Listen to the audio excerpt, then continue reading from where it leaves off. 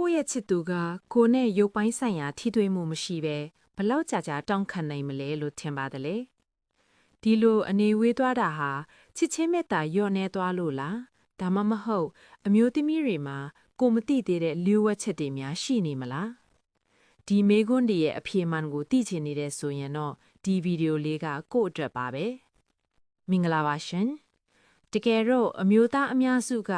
အချိန်ကာလကိုအဓိကထားပြီးတွေးတတ်ကြတယ်။တပတ်လားတလလားပေါ့။ဒါပေမဲ့ကျမတို့အမျိုးသမီးတွေအတွက်တော့အဖြေကရက်ဆွဲတွေပေါ်မှာမမူတည်ပါဘူး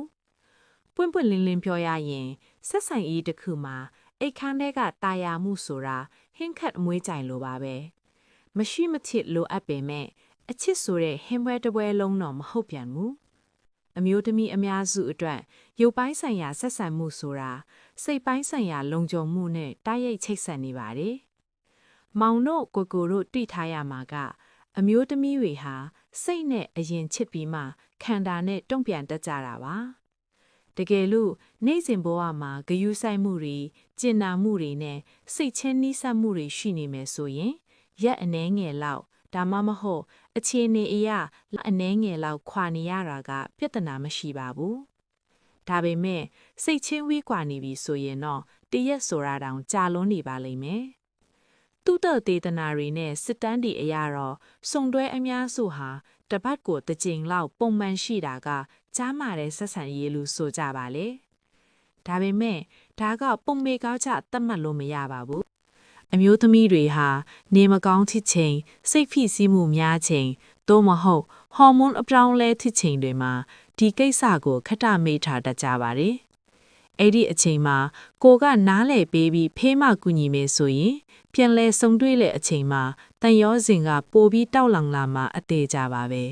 ။အန်ဒီရဲ့ရှိတဲ့အချက်မတန်မီကတော့နှစ်ဦးသားအတူရှိနေရတဲ့စိမ့်တက်နေတာမျိုးပါ။အိယာတစ်ခုထဲမှာအတူအိတ်ပင်မဲ့ကြောချင်းကက်ထားရတဲ့ညတွေအများကြီးညားလာပြီဆိုရင်တော့တတိထားရပါတော့မယ်။ဒါဟာရုပ်ပိုင်းဆိုင်ရာလိုအပ်ချက်ထက်စိတ်ပိုင်းဆိုင်ရာကွာဟမှုဖြစ်နေတာပါ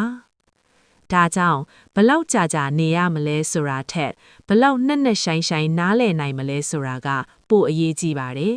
။သူမကိုလှပတဲ့စကားလေးတွေပြောပါ။အိမ်မှုကိစ္စလေးတွေကူလုပ်ပေးပါ။လက်ကလေးကိုတွဲထားပေးပါဒီလိုအသေးဖွဲလေးတွေကနေအစင်အိတ်ခမ်းလေးကမီးပွားလေးတွေကိုပြန်လဲတောက်လောင်စေမှာပါနောက်ဆုံးအနေနဲ့ပြောချင်တာကတော့ချစ်သူနှစ်ဦးကြားမှာပွင့်လင်းစွာတိုင်ပင်ဆွေးနွေးတာကအကောင်းဆုံးဆေးလက်တလက်ပါပဲကိုယ့်ရဲ့လူအင်စန္ဒတွေကိုဖွင့်ပြောသလိုသူမရဲ့ခံစားချက်ကိုလည်းနားထောင်ပေးလိုက်ပါကဲကိုယ့်ရဲ့အခြေရေးမှာလည်းဒီလိုအခက်ခဲလေးတွေရှိဘူးလားcomment မှာဝင်ရောက်ဆွေးနွေးပေးခဲ့ကြပါအောင်နော်နောက်ထပ်ဗီဒီယိုတွေမှာပြန်တွေ့ကြပါမယ်ရှင်